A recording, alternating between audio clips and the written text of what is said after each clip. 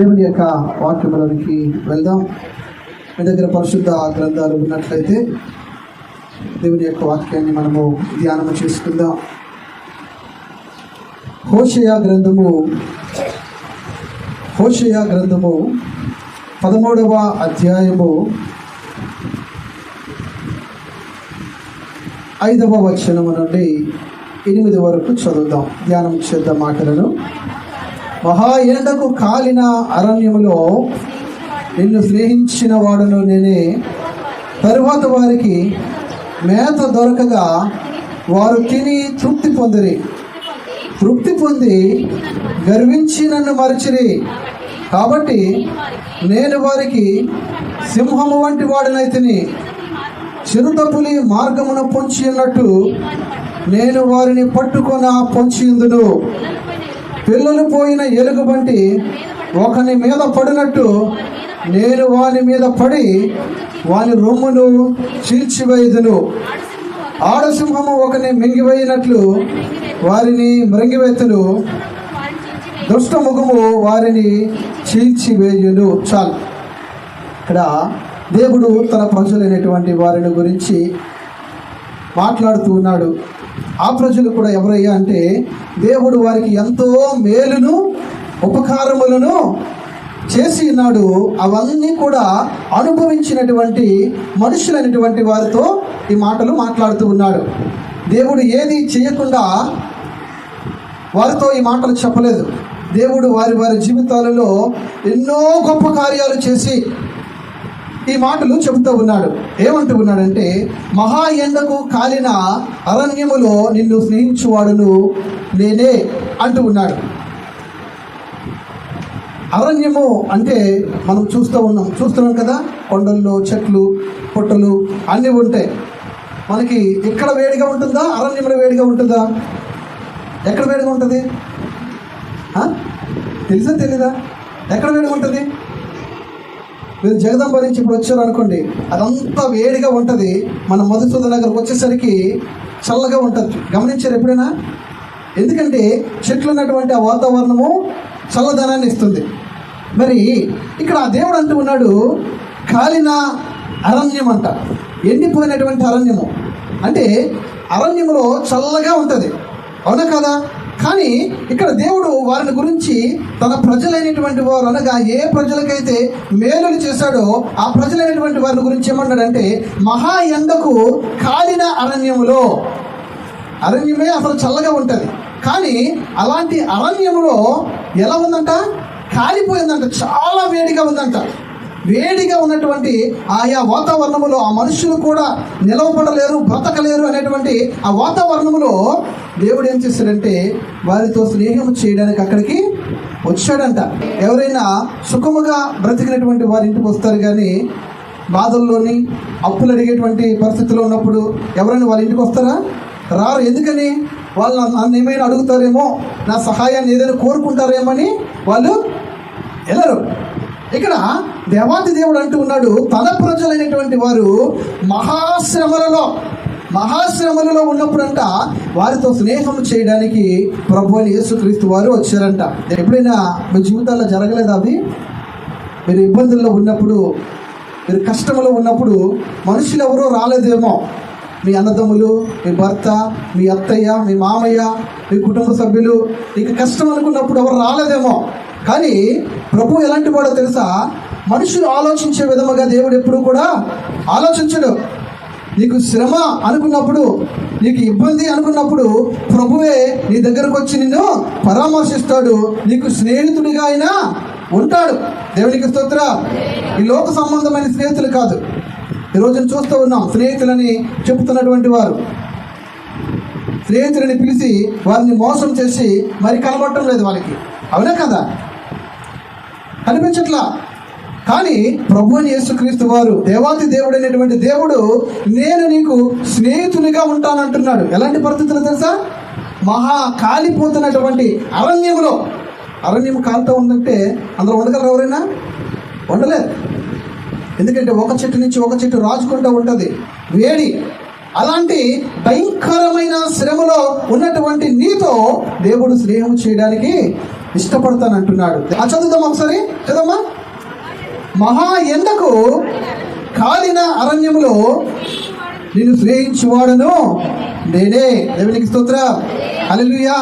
మనుషులైనటువంటి వారు అన్నీ నీ దగ్గర ఉంటే నీ దగ్గరికి స్నేహం చేయడానికి వస్తారు. అవునా? నీ గడప ఎందుకు తొక్కుతున్నారు మనుషులు? నీ గడప ఎందుకు తొక్కుతున్నారు? నీ దగ్గర కొంచెము ఇది ఉంది కనుకనే నీ గడప తొక్కుతున్నారు. ఇది లేకపోతే రారు. అవునా కదా? ఇది లేకపోతే నీ దగ్గరికి రారు. అదే నీ కుటుంబంలోనే బాగా ధనము ఐశ్వర్యం సంపాదించున్నారు అనుకోండి, ఎవరైనా బంధువులు వచ్చినా చుట్టాలు వచ్చినా పక్క పక్కనే వాళ్ళ అన్నదమ్ములు అక్క చెల్లెలు ఉంటారు, కానీ వాళ్ళ ఇంటికి వెళ్ళరు.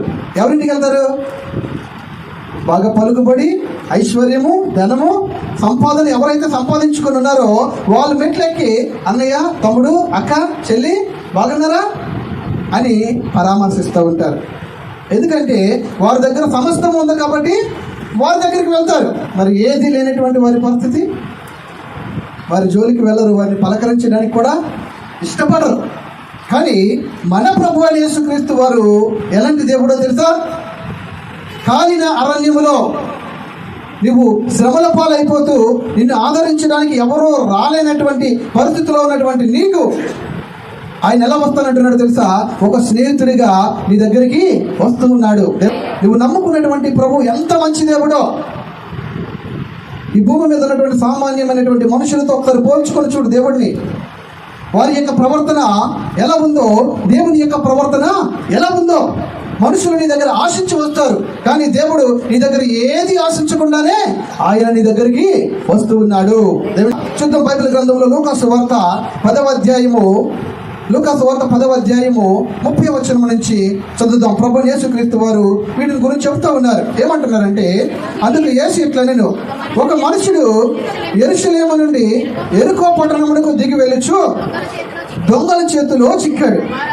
వారు అతని బట్టలు దోచుకొని అతన్ని కొట్టి కొన ప్రాణముతో విడిచిపెట్టాను. చాలు. ఒక ఆయన ఆ యెరూషలేము నుంచి యెరికో పట్టణ ప్రాంతానికి ఒక ఊరి నుంచి మరొక ఊరికి వెళ్తూ ఉన్నాడు. ఒక ఆయన వెళ్తూ ఉన్నప్పుడు ఆయనకి ఆ దొంగలైనటువంటి వారు ఏం చేస్తారంటే వారి దగ్గర ఉన్నటువంటి అంతటిని కూడా దోచుకొని వారిని కొట్టేసి పడేసి ఆ ఆస్తి అంతటిని కూడా పట్టుకొని వెళ్ళిపోగానే అప్పుడు అదే దారిలో ఒక యాజకుడు వచ్చాడంట.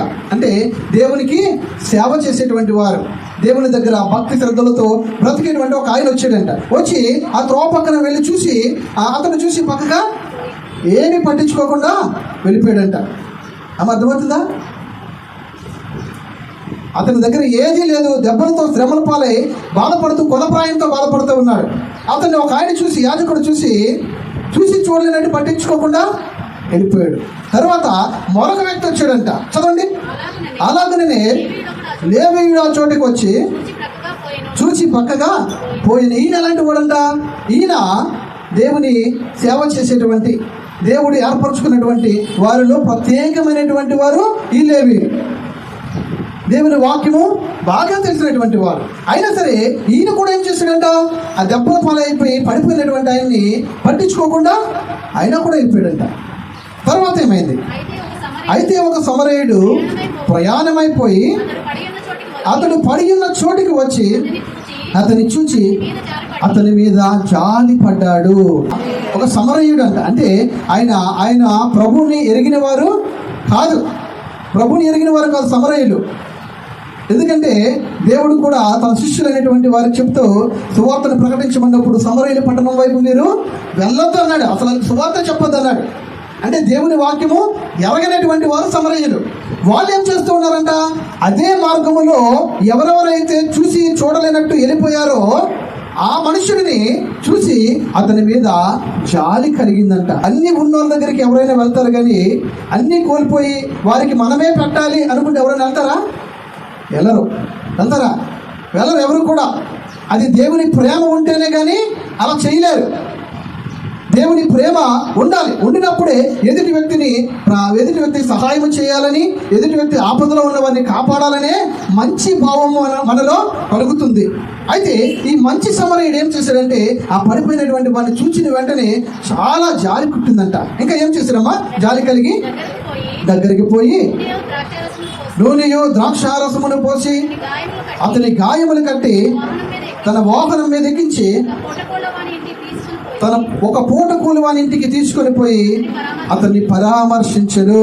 ఏం చేశాడంటే జాలిపడి అతను తీసుకొని అతనికి కావాల్సినటువంటి ఆహారాన్ని పెట్టి బలం పుంజుకున్న తర్వాత అతను ఏ వాహనం మీద అయితే వచ్చాడో ఆ వాహనం మీద ఎక్కించుకొని ఒక ఇంటికి తీసుకెళ్ళాడంట. దరిదాపుల్లో ఎవరైనా ఇల్లులుంటే ఇతనికి వేరొక పని ఉంది, ఆ పని మీద వెళ్ళాలి కాబట్టి ఇతను ఏం చేశాడంట, ఆ చుట్టుపక్కల ఉన్నటువంటి వారి దగ్గర ఒకరి దగ్గరికి వెళ్ళి, ఇదిగో అయ్యా నేను వేరొక ప్రాంతానికి వెళ్తున్నాను, ఈయన నీవు జాగ్రత్తగా చూసుకో, ఎందుకంటే ఈయన దొంగల చేతిలో పడి ఇతనికి ఉన్నటువంటి ధనమంతా, వస్తువులు, ఆరోగ్యం అంతా కోల్పోయాడు, దెబ్బల పాలైపోయాడు. కాబట్టి ఈయన నువ్వు చూసుకో, కానీ నువ్వు చూసుకోవడానికి బదులుగా నా దగ్గర కొంత ధనాన్ని నీకు ఇస్తున్నాను అన్నాడు.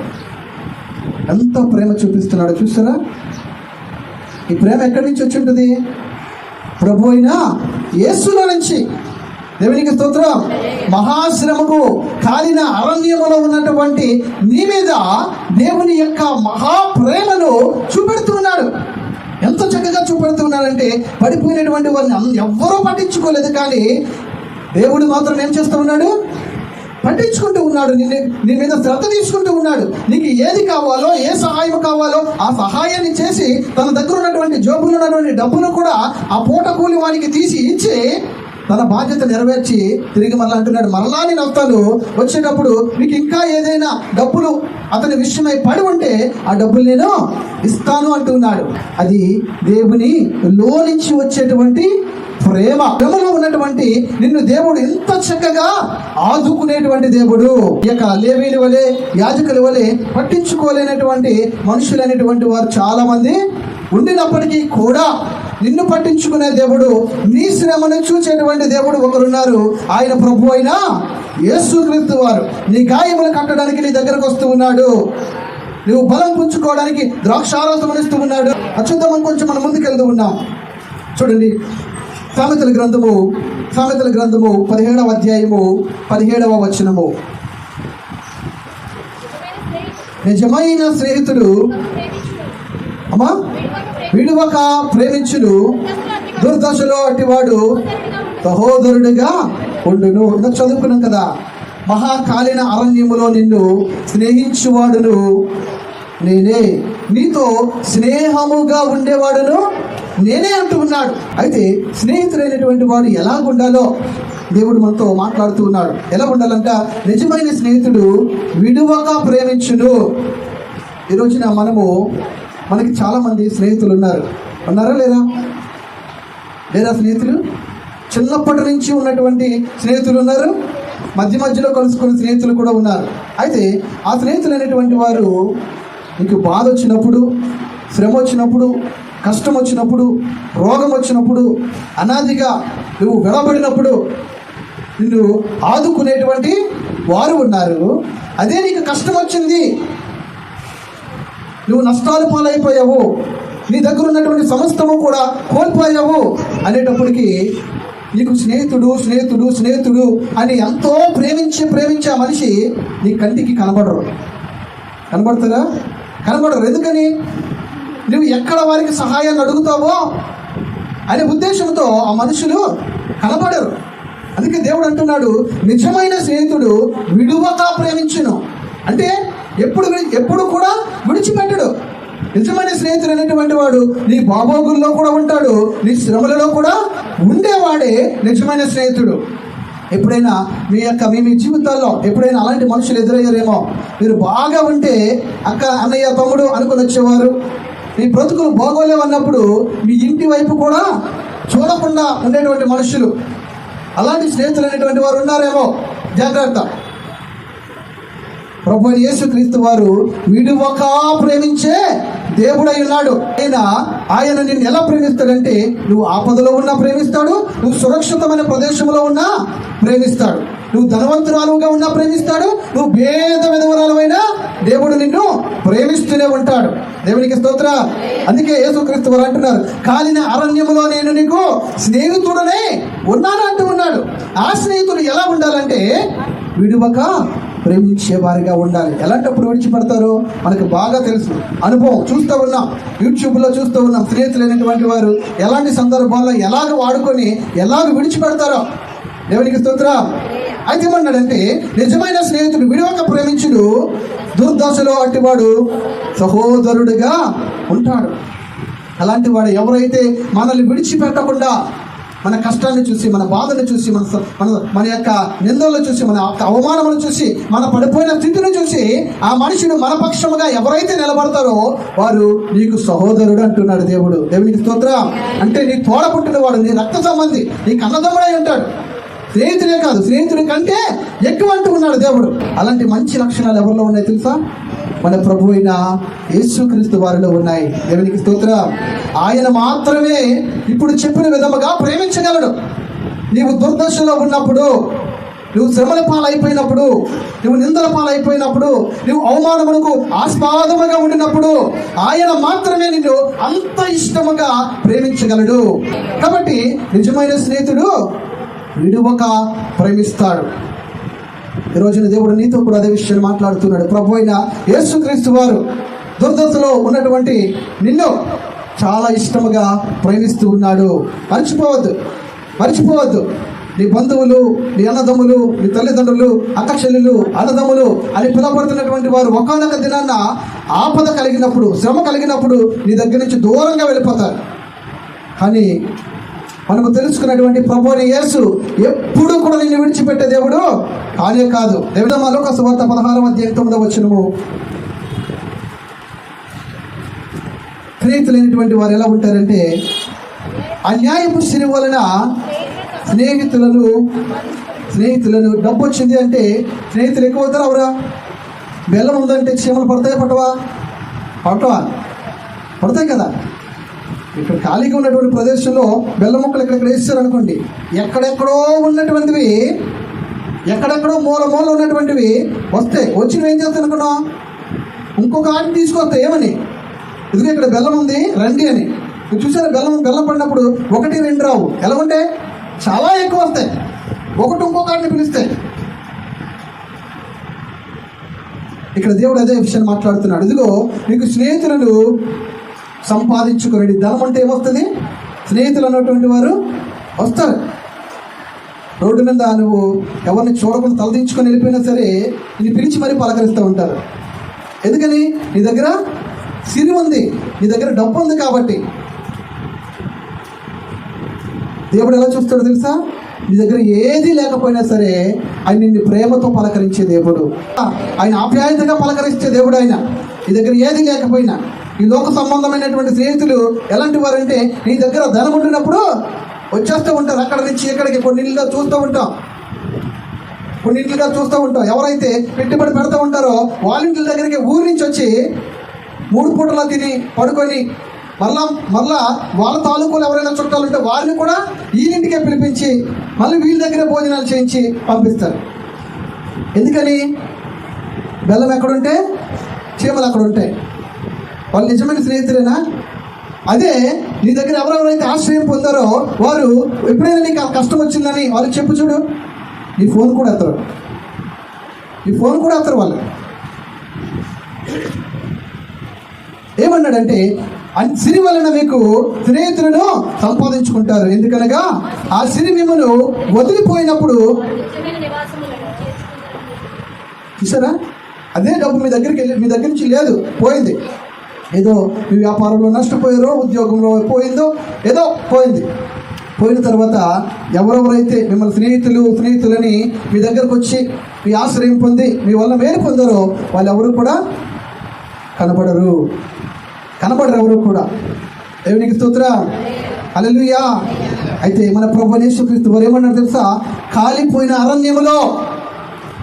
అరణ్యములో నేను నీకు స్నేహితునిగా ఉన్నాను. ఆ మంటల్లో నీకు ఆశ్రయం దొరకక, నీకు ఎవరి సహాయం లేక నువ్వు మలమలా మాడిపోతున్నటువంటి నీ బ్రతుకుల్లోనికి నేను నీకు తోడుగా ఉంటానంటున్నాడు. ఇంకొంచెం ముందుకెళ్తూ ఉన్నాడు. చూడండి, చదవండి మా మాటను. యెహోషువ గ్రంథం మహా ఎండకు 13వ అధ్యాయం 5వ వచనం. మహా ఎండకు కాలిన అరణ్యములో తరువాత వారికి మేత దొరకగా, దేవునికి స్తోత్రం, ఆ కాలిన అరణ్యములో మలమలాడుతున్నటువంటి వారి జీవితాల్లో ఏదీ లేనటువంటి పరిస్థితుల్లో దేవుడు ఏం చేశాడంట? తినడానికి ఆహారమును ఇచ్చి తృప్తిపరిచాడంట. ఎంత మంచి దేవుడు! వారికి ఏ ఆశ్రయం దొరకలేనటువంటి ఆ పరిస్థితులని యేసుక్రీస్తు వారు ఏం చేశారు? తాను చేయవలసినటువంటి వారు తృప్తిపరచబడడానికి ఏదైతే అవసరమో వాటిని అంతటినీ కూడా యేసే తెచ్చి పెట్టాడంట. దేవునికి స్తోత్రం, హల్లెలూయా. ఎంత మంచి దేవుడు, ఎంత మంచి దేవుడు! నువ్వు తృప్తిగా అనుభవించడానికి చూడండి, నిన్ను తృప్తిపరచడానికి దేవుడు నీ దగ్గర ఇలాంటి క్వాలిటీ ఉందా, ఇలాంటి క్వాలిటీ ఉందా, నీ దగ్గర డబ్బు ఉందా, బంగారం ఉందా, ఆస్తి ఉందా అని ఏది కూడా ఆయన చూడలేదు. దేవునికి స్తోత్రం. ఎలాంటప్పుడు చూస్తున్నాడు? నువ్వు మహాశ్రమల గుండా ప్రయాణం అవుతున్నప్పుడు నీకు ఏది అవసరమో వాటిని ఇచ్చి ఆయన నిన్ను తృప్తిపరుస్తూ ఉన్నాడు. దేవునికి స్తోత్రం, హల్లెలూయా, హల్లెలూయా. అయితే ఏమంటున్నాడంటే చూడండి, తర్వాత వారికి మేత దొరకగా వారు తిని తృప్తిపరచబడ్డారు. దేవునికి స్తోత్రం, హల్లెలూయా. ఇప్పుడు ఒక విషయాన్ని గమనించాలి. ఇశ్రాయేలు ప్రజలు ఐగుప్తు దేశం నుంచి కనానికి వెళ్తూ ఉన్నారు. వారికి వెళ్తున్నటువంటి దారిలో చాలా శ్రమల గుండా వారు వెళ్ళినప్పుడు ఇక్కడ నుంచి అక్కడికి వెళ్ళేటప్పుడు వారికి కావలసినటువంటి వాటిని అంతటినీ కూడా సమృద్ధిగా పెట్టాడు. అవునా? సమృద్ధిగా పెట్టాడు. చూడండి, ఎప్పుడైనా మనం అలా సమృద్ధిగా తినగలమా? ఒక ఉదాహరణకి ఇప్పుడు ఇక్కడ ఉన్నాం, ఇక్కడ నుంచి సాయంత్రం బీచ్కి వెళ్ళాలనుకున్నాం మన ఫ్యామిలీ అంతా. బీచ్కి వెళ్ళిన తర్వాత బీచ్ చూసి అక్కడ పానీపూరి కొనుక్కుంటాం. కడుపు నిండుగా తింటారు పానీపూరి? చెప్పండి. కొన్ని చాట్ తిన్నారు, కడుపు నింపుగా తింటారా? అక్కడ కొంచెం తినేసి తర్వాత ఇంటికి వచ్చి ఏం చేస్తాం? భోజనం చేస్తాం. అవునా కదా? అక్కడ తినేది తృప్తిగా తింటామా? కడుపు నింపుగా ఎన్ని పెట్టేయండి, ఇన్ని సమోసాలు, లేకపోతే ఇన్ని పానీపూర్లు, లేకపోతే ఒక కేజీ నూడిల్స్, మేమందరం కలిపి తినేస్తాం కడుపు నింపుగా. ఎవరు తింటారు అలాగా? ఎవరు తినరు. తృప్తిగా ఎవరు తినరు. వెళ్ళి తిని మరలా ఇంటికి వచ్చిన తర్వాత చక్కగా కుటుంబం అంతా కలిసి భోజనం చేస్తారు. ఇక్కడ దేవుడు ఐగుప్తు దేశం నుంచి కనాను దేశానికి తీసుకెళ్ళడానికి వెళ్తూ ఉన్నాడు. మా అరణ్యం మధ్యలో ఎలాంటి సమస్యలు వచ్చేవారికి, కానీ వారికి దేవుడు ఏం చేశాడు? అరకూర పెట్టాడా? ఎలా పెట్టాడు? తృప్తిగా పెట్టాడు దేవుడు. దేవునికి స్తోత్రం, హల్లెలూయా. నీ శ్రమలలో, నీ ఇబ్బందులలో దేవుడు నీకు సహాయం చేసినప్పుడు ఎలా ఉంటుందో తెలుసా? అరకొరగా కొంచెంగా తిని ఆకలితో ఉండిపోయి తర్వాత తిందాములే, తర్వాత వచ్చినప్పుడు తిందాములే అనేటట్టుగా ఉండదు. దేవుడు నీకు స్నేహితుడిగా ఉండినప్పుడు దేవుడు నీకు ఎలా ఉంచుతాడంటే నిన్ను తృప్తిగా ఉంచుతాడు. నువ్వు పొందుకున్నటువంటి మేలుని బట్టి ఇంకా సాటిస్ఫై అయిపోతావు అనమాట. ఇంకా నువ్వు చెప్పాల్సిన పనులు ఇంకా చాలులే అంటావు. అంటే ఉదాహరణకు చూడండి, కడుపు నిండా గింజలను తినేసాం, కడుపు నింపు ఇంకా తినడానికి చాలదు. అప్పుడు బిర్యానీ తెచ్చిపెట్టారు, తింటావా? తినో. నీకు బిర్యానీ అంటే మహా ఇష్టం, అయినా సరే నీ కడుపు నింపుగా ఒకటి వెళ్ళిపోయిన తర్వాత వేరొకటి ఏది వచ్చినా సరే మనకి తినబుద్ధి అయ్యేది. దేవుడు ఇశ్రాయేలు ప్రజల్ని అలాగును తృప్తిపరిచాడు. దేవునికి స్తోత్రం, హల్లెలూయా, హల్లెలూయా. ఒకనొక దినాన మా స్నేహితులతో బయటికి వెళ్ళినప్పుడు మా స్నేహితుల్లో ఒకడు ఎలాంటి వాడంటే డబ్బులు బాగా ఖర్చు పెడతాడు, కానీ వాడు ఏంటనుకుంటే అదే చేస్తాడన్నమాట. ఏంటనుకుంటే అదే చేస్తాడు. ఒకరోజు వెళ్ళాం, మేము 4 స్నేహితులు కాలేజీ. ఒకరోజు ఆ బిర్యానీ దగ్గరికి తీసుకెళ్ళి ఒక బిర్యానీ ప్యాకెట్ కొన్నాడు నా దగ్గరికి. ఒక బిర్యానీ ప్యాకెట్ ఒక 250 రూపాయలు. ఎంతమందికి సరిపోద్ది? బాగా తినాలంటే ఒక్కలే తినేస్తారు. లేరు అలాంటి వాళ్ళు ఉన్నారు. చక్కగా బాగా భోజనం చేసి తిండి అలా తీసుకునేటువంటి మనుషులు చాలామంది ఉన్నారు. బాగా తింటే ఒక్కలే తినేస్తారు. అక్కడ తీసుకెళ్ళి ఒకటిచ్చి, అరే మాకు చాలా ఎదురంటే, లేదు నేను ఒకటే 4 షేర్ చేసుకుందాం అన్నాడు. మరి మిగిలిన వాడికి అది సరిపోద్దేమో, ఒకవేళ వాడి ఇంటి దగ్గర తినేసి వచ్చి అక్కడ తిన్నాడు, అంత చాలా అనుకున్నాడేమో. మరి మిగిలిన మా 3 పరిస్థితి ఏంటి? ఏమైనా సాటిస్ఫై అవుతాం మా మనిషిని బట్టి? అది పెట్టింది బయటకు వచ్చి మా ఫ్రెండ్ బిర్యానీ ఇచ్చాడు, మేమందరం కలిసి తిన్నాం అని చెప్పగలమా? చెప్పలేం. ఎందుకంటే నువ్వు కడుపు నిండా పెట్టు, అప్పుడు బయటకు వచ్చి నా స్నేహితుడు పార్టీ ఇచ్చాడు ఈ రోజున, నేను ఇంటికి వెళ్ళి అన్నం తిన్నంట. మరి అలా తినొచ్చిన తర్వాత ఇంటికి వెళ్ళి ఏం చేయాలి? మరి భోజనం చేయాలా లేదా? మన ప్రభువు యేసుక్రీస్తు వారు ఎలాంటి వారు తెలుసా? తృప్తిగా నీకు అర కొర అనేది లేకుండా సమృద్ధిగా నీ జీవితంలోని అనుగ్రహించు దేవుడై ఉన్నాడు. దేవునికి స్తోత్రం కలుగును గాక. హల్లెలూయా. ద్వితీయోపదేశకాండం 6వ అధ్యాయం 11-12 వచనాలు. ద్వితీయోపదేశకాండం 6వ అధ్యాయము 11-12 వచనాలు. నీవు నింపని మంచి ద్రవ్యముల చేత నింపబడిన ఇండ్లను, నీవు త్రవ్వకపోయినను త్రవ్వబడిన బావులను, నీవు నాటని ద్రాక్ష తోటలను, ఒలీవల తోటలను నీకు ఇచ్చిన తర్వాత నీవు తిని తృప్తి పొందినప్పుడు, చాలు తిని తృప్తి పొందినప్పుడు, ఇక్కడ దేవుడు అంటున్నాడు నువ్వు మహాశ్రమలలో ఉన్నావు.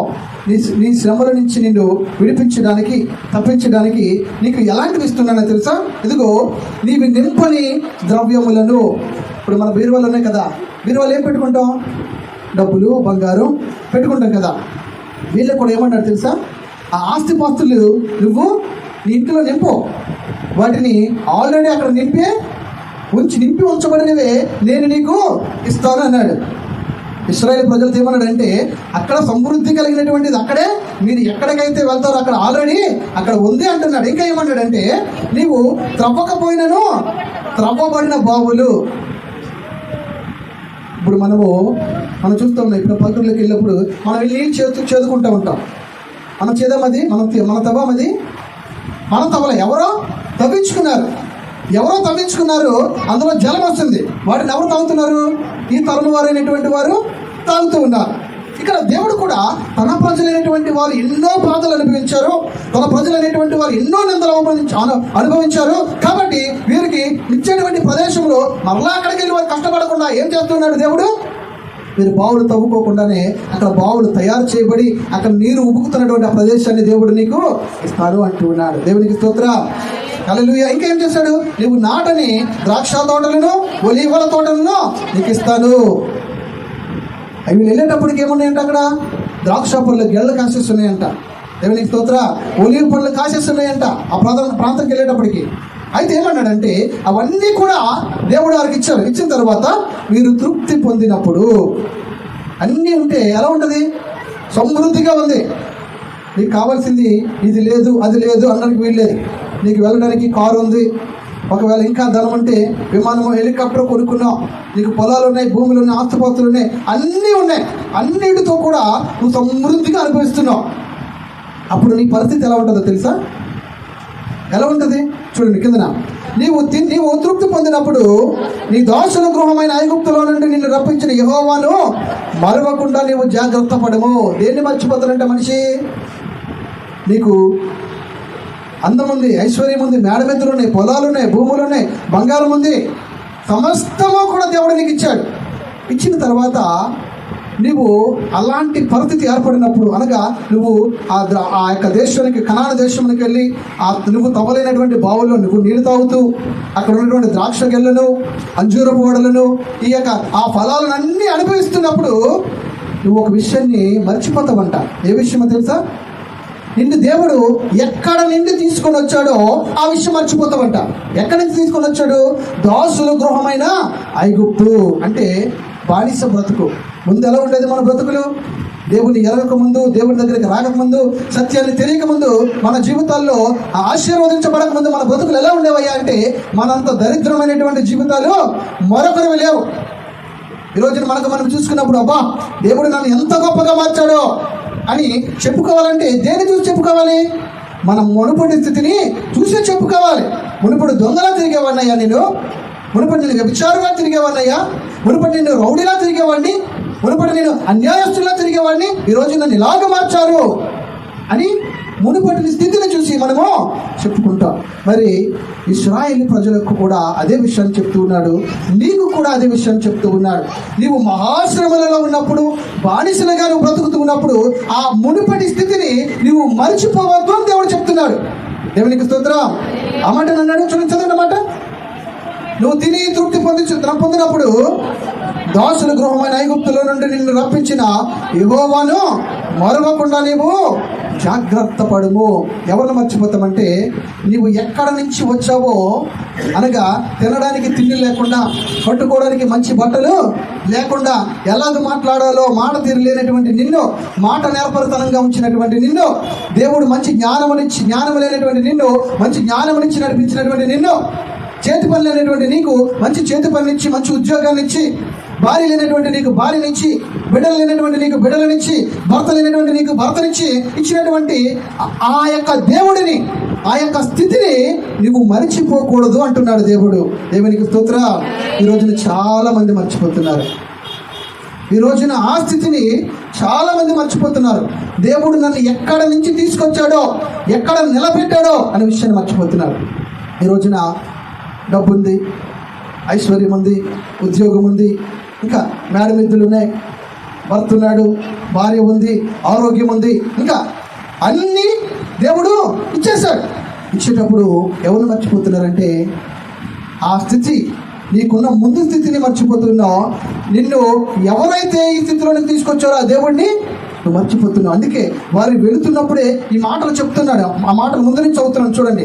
నీవు నింపని మంచి ద్రవ్యముల చేత నింపబడిన ఇండ్లను, నీవు త్రవ్వకపోయినను త్రవ్వబడిన బావులను, నీవు నాటని ద్రాక్ష తోటలను, ఒలీవల తోటలను నీకు ఇచ్చిన తరువాత, నీవు తిని తృప్తి పొందినప్పుడు, దాసుల గృహమైన ఐగుప్తులో నుండి నిన్ను రప్పించిన యెహోవాను మరవకుండా నీవు జాగ్రత్త పడుము. ఎందుకు ఈ మాట చెప్తున్నాడు? ముందే అక్కడికి వెళ్ళిన తర్వాత నువ్వు మర్చిపోవద్దయ్యా అని ఎందుకు అంటున్నాడు? వాళ్ళు మనిషి యొక్క స్వభావమే అలాంటిది.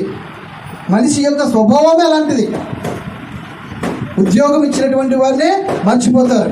నీ జీవితాన్ని స్థిరపరిచినటువంటి వారినే మర్చిపోతారు. నీకు ఒక కొత్త జీవితాన్ని ఇచ్చినటువంటి వ్యక్తినే మర్చిపోతారు. నీ ఆపదలో సహాయం చేసినటువంటి వ్యక్తినే మర్చిపోయినటువంటి మనస్తత్వము మనుషులకు ఉంది కనుక దేవుడు తన ప్రజలైనటువంటి వారితో ఈ విషయాన్ని చెప్తూ ఉన్నాడు. ఇదిగో దాసుల గృహం నుంచి నువ్వు వచ్చావు కదా, నిన్ను ఎక్కడ స్థిరపరచానో, నువ్వు తిన్నప్పుడు, నువ్వు పడుకున్నప్పుడు, నువ్వు బట్టలు వేసుకున్నప్పుడు, నువ్వు వాటిని అనుభవిస్తున్నప్పుడు నీ దేవుడైన యెహోవాని మర్చిపోవద్దు అంటూ ఉన్నాడు. దేవునికి స్తోత్రం. ఈ రోజున మనం అనుకున్నామా? తినడానికి చక్కగా తిండి లేదు, ఈరోజు తిండి ఇచ్చాడు. మొత్తం పెట్టినప్పుడు రోడ్డులో ఎలా మొత్తం పెట్టుకున్నప్పుడు, ప్రభువా మీరు నాకు ఇచ్చారయ్యా వందనాలని చెప్తున్నావా?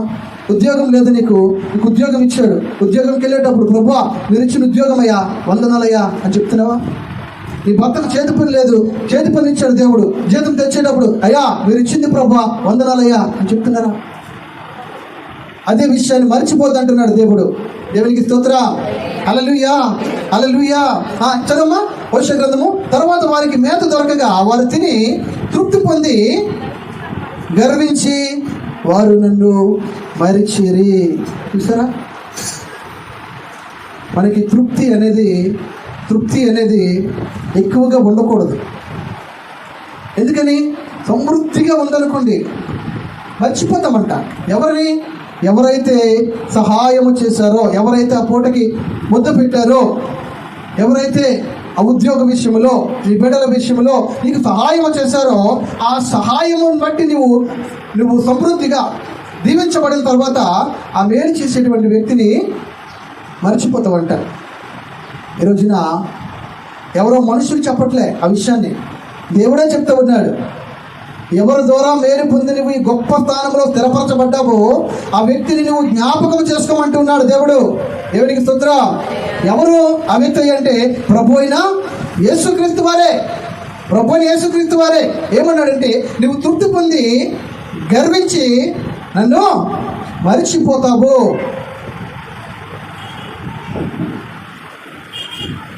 ఈరోజున ఎంతమంది ప్రభువును మర్చిపోయే వారిగా ఉన్నారు. ఆయన చేసిన ఉపకారాలను, ఆయన చేసిన మేలులను, ఆయన నిన్ను విడిపించినటువంటి ఆ యొక్క స్థితి నుంచి ఎన్నో మేలులు చేశాడు. వివాహం కాదన్న వారికి వివాహం జరిగించారు. బిడ్డలు లేరనేటువంటి వారికి బిడ్డలను ఇచ్చారు. వేరే మీ జీవితంలో నువ్వు బాగుపడలేవురా అనేటువంటి వారి ముందే దేవుడు తలెత్తుకొని తిరిగేవారుగా చేశాడు. మరి ఆయన చేసినటువంటి ఇన్ని ఉపకారాలని నువ్వు మరచి గర్విష్ఠుడివయ్యావు. అంటే ఆయన చేసిన మేలుళ్ళు మరచిపోవడం కూడా గర్వమే.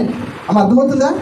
ఎవరైనా చేసిన మేలుని మర్చిపోవడం కూడా గర్వమే. నాకంటే అనేది గర్వం కాదు, దేవుడు చేసిన మేలు మర్చిపోవడం కూడా గర్వమే. చూడండి ఏమంటాడంటే, తృప్తి పొంది గర్వించి నన్ను మరచితి. ఒక మాట చెప్పి నేను ముగించేస్తాను.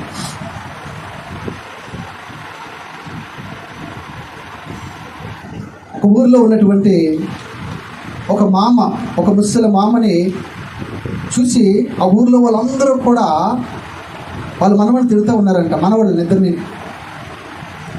ఎందుకు తిడుతున్నారయ్యా అని అంటే, ఆ ముసలి మామ యొక్క స్థితిని చూసి, ఆ ముసలి మామ పాడి మీద ఉంది, చచ్చిపోయినటువంటి ఆ ముసలి మామ స్థితిని చూసి ఊర్లో వాళ్ళందరూ తిడుతున్నారంట. ఎవరు తిడుతున్నారయ్యా అంటే, ఆ ముసలి మామ యొక్క కుమారుడి యొక్క కుమారులని, కొడుకుల్ని. ఆ మామకి ఒక కొడుకు ఉన్నాడంట. కొడుకుకి పెళ్లి చేసిన తర్వాత వారికి 2 కొడుకులు పుట్టారు. వారు కుటుంబం నలుగురు కూడా వెళుతూ ఉన్నప్పుడు యాక్సిడెంట్లో తల్లిదండ్రులు చచ్చిపోయిన తర్వాత ఆ చిన్న పసికందులుగా ఉన్నటువంటి ఆ 2 మనవళ్ళని ఆ మామ ఏం చేసిందంటే దగ్గరుండి చక్కగా పెంచి పెద్దవారిని చేసింది, ప్రయోజకులు చేసింది. వారు ఏమైనారంటే గొప్ప ప్రయోజకులయ్యి విదేశాల్లో వారు స్థిరపరచబడ్డారు. ఆమెకి ఆ ముసలితనం కలిగినటువంటి వృద్ధురాలికి డబ్బు పంపించేవారు. అయితే కొన్ని దినాలుగా అనారోగ్యమవుతో ఆసుపత్రి పాలయ్యి లేవలేని స్థితిలో ఉండినప్పుడు ఆ మనవళ్ళు ఎవరు కూడా అక్కడికి రాలేదు. డబ్బులు ఇచ్చి పనుల్ని పెట్టుకోమనేవారు. వాళ్ళు డబ్బు సంపాదిస్తూ ఉన్నారు. ఆ డబ్బు పెట్టి పనులు పెట్టుకొని మీరు చేయించుకొని వాళ్ళ నాన్నమ్మకి చెప్పారు. కొన్ని దినాలకి శరీరం కృషించి ఇప్పుడు సొంత నాన్నమ్మను చూసినట్లుగా బయట చూడగలరా? డబ్బులు ఇచ్చి చూడగలరా? చూడలేదు. చచ్చిపోయిన తర్వాత కూడా కబురు పెట్టారు. వారు రావడానికి అవదన్నారు. అందుకే ఆ ఊరు వారందరూ కూడా ఆ ముసలితనం మీద పాడిలో ఉన్నటువంటి ఆమె ముఖాన్ని చూసి తిడతా ఉన్నారంట. ఎవరిని? మనవాళ్ళిద్దరినీ కూడా. ఎందుకంటే తల్లిదండ్రులు పసికందులుగా వీళ్ళ బిడ్డలు ఉన్నప్పుడు పసికందులుగా ఉన్నప్పుడు చచ్చిపోయినటువంటి తల్లిదండ్రుల్ని ఈ యొక్క ముసలితనం కలిగినటువంటి మామ ఇద్దరిని పెంచి పోషించి ప్రయోజనకరమైన వ్యక్తులుగా చేసి ఉంచితే ఏం చేశారు? వాళ్ళు చచ్చిపోయినప్పుడు ముఖం చూడడానికి కూడా రాలేదు. అది కూడా గర్వమే. అంత మేలు చేశారు కదా. మా అమ్మ లేదే, మా నాన్న లేరే, కాబట్టి మా నాన్నమే ఎంతో కష్టపడి పెంచింది నన్ను, కాబట్టి ఆమె చేసిన మేలుని మేము మర్చిపోకూడదు అని కృతజ్ఞత కలిగి వారు ఏం చేయాలి? ఉద్యోగాలు వద్దు, ఏమొద్దు అని తన అంత మేలు చేసినటువంటి తన నాన్నమ్మ దగ్గరికి వచ్చి, కానీ వారు రాలేదు. అందుకే ఊరు వారందరూ కూడా ఆ పాడి మీద ఉన్నటువంటి ఆ ముసలితనం కలిగినటువంటి శరీరాన్ని చూసి తిడుతూ ఉన్నారంట. ఏ మనుషుడైనా మేలును పొందేంత వరకు మాత్రమే ఉంటాడు. పొందిన తర్వాత ఏ వ్యక్తి ద్వారా మేలు పొందామో ఆ మనిషిని మర్చిపోతారు. ఇశ్రాయేలు ప్రజలతో కూడా అదే చెప్తూ ఉన్నాడు, మీతో కూడా దేవుడు అదే చెప్తూ ఉన్నాడు. ఇదిగో కాలిన అరణ్యంలో నిన్ను స్నేహించువాడును నేనే, నీకు నేను స్నేహితుడిగా నేను ఉంటాను, నీకు కావలసినటువంటి వాటినన్నింటినీ కూడా తెచ్చి పెడతాను, నీకు అన్నీ ఇస్తాను. అయితే ఇవన్నీ తీసుకున్న తర్వాత నన్ను మర్చిపోతావేమో. నన్ను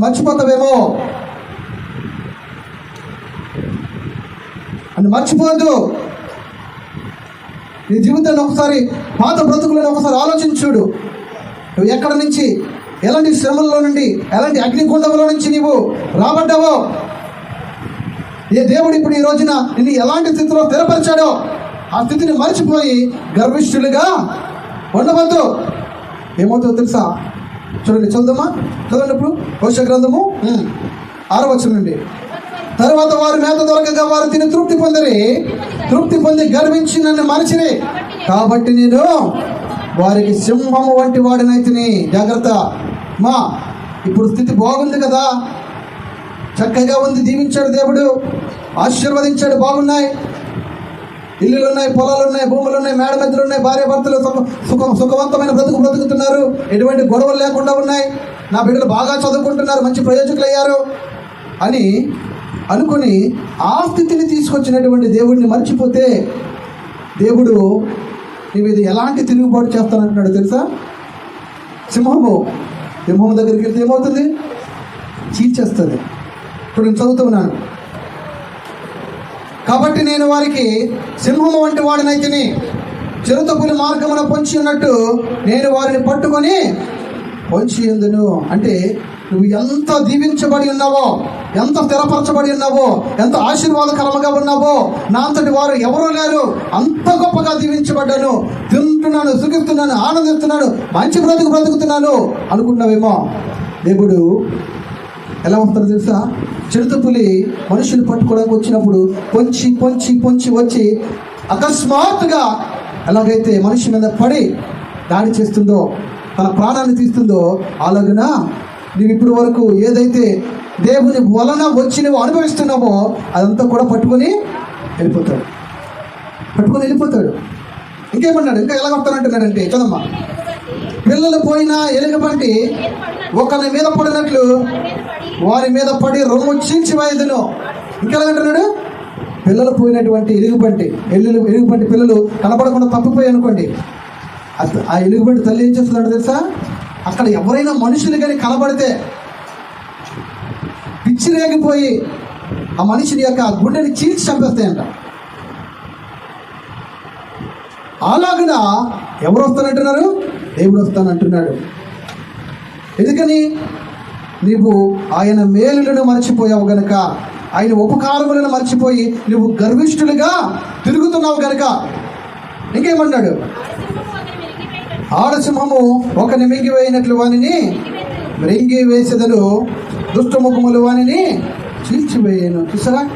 దేవుని యొక్క మంచితనముతో, దేవుని యొక్క ప్రేమతో నీ ఆపదలో ఉన్నప్పుడు నిన్ను వచ్చి ఆదుకుంటాను అంటున్నాడు.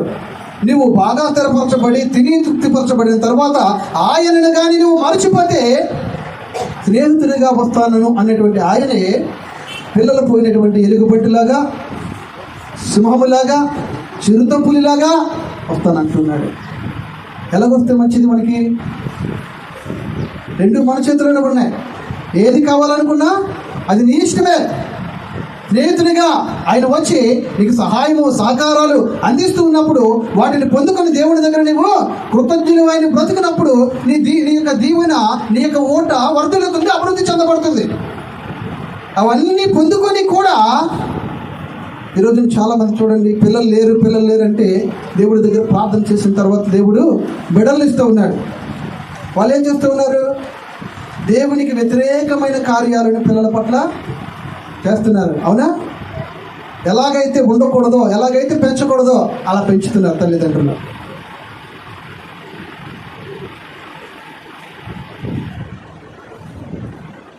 దేవుడు మనలను ఇష్టపడుతూ ఉన్నాడు.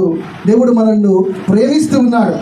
ఆ ప్రేమను బట్టి నువ్వు శ్రమలో ఉన్నా, నువ్వు ఇబ్బందిలో ఉన్నా, నువ్వు ఇరుకులో ఉన్నా, నువ్వు అవమానములో ఉన్నా, 100 మంది నిన్ను అవమానించినా, నువ్వు దుఃఖాకాంతురాలుగా ఉన్నా, ఆయన నీ దగ్గరకు వచ్చి తాను చేయవలసినటువంటి సహాయాన్ని తాను చేస్తూ ఉన్నాడు కనుక ఆ మేలులు నువ్వు జ్ఞాపకం చేసుకుంటూ నువ్వు ప్రతిరోజు కూడా అయ్యో యేసుని బట్టి నేను ఇలాంటి బ్రతుకుతున్నానని కృతజ్ఞులమై మనము బ్రతికినప్పుడు మన జీవితాలు దీవెనకరముగా ఉంటాయి. మర్చిపోతే ఆయన ఎలాగైతే మీ దగ్గరకు రావాలనుకుంటాడో అలాగ రావడానికి కూడా సిద్ధంగా ఉన్నాడు. కనుక దేవుని భయం మనలో ఉండాలి. మనము ఆయన ఆశ్రయాన్ని మనము కోరుకున్నప్పుడు, ఆయన ఆశ్రయాన్ని మనం అడిగినప్పుడు దేవుడు ఖచ్చితంగా మనకు సహాయం చేసేవాడై ఉన్నాడు. ఆ కాలిపోయినటువంటి అరణ్యములో మలమల మాడుతున్నటువంటి ఆ ప్రదేశంలోనికి వచ్చినటువంటి దేవుడు ఎంతో గొప్ప సహాయాన్ని చేశాడు. వారి బ్రతుకులు మార్చాడు. తవ్వనటువంటి బావులను, వారు పండించినటువంటి పంటను దేవుడు వారికి ఇచ్చి సమృద్ధికరమైనటువంటి జీవితంలోనికి దేవుడు వారు నడిపించిన తర్వాత వాటంతటిని కూడా వారి మరిచిపోయేటువంటి స్థితి వస్తుందంట. అందుకే దేవుడి దినన్న నీతో కూడా మాట్లాడుతున్నాడు, మర్చిపోవద్దు. దేవుడు చేసినది ఏని కూడా నీవు మర్చిపోకుండా వాటికి కృతజ్ఞులమైన బ్రతికినప్పుడు దేవుడు నీ పట్ల స్నేహితుడిగా ఎలా అయితే ఉన్నాడో అలాంటి స్నేహబంధం అనే దేవుడు నీ జీవితకాలం అంతయు కూడా ఆయన కలిగి ఉంటాడు. ఆమేన్, ఆమేన్.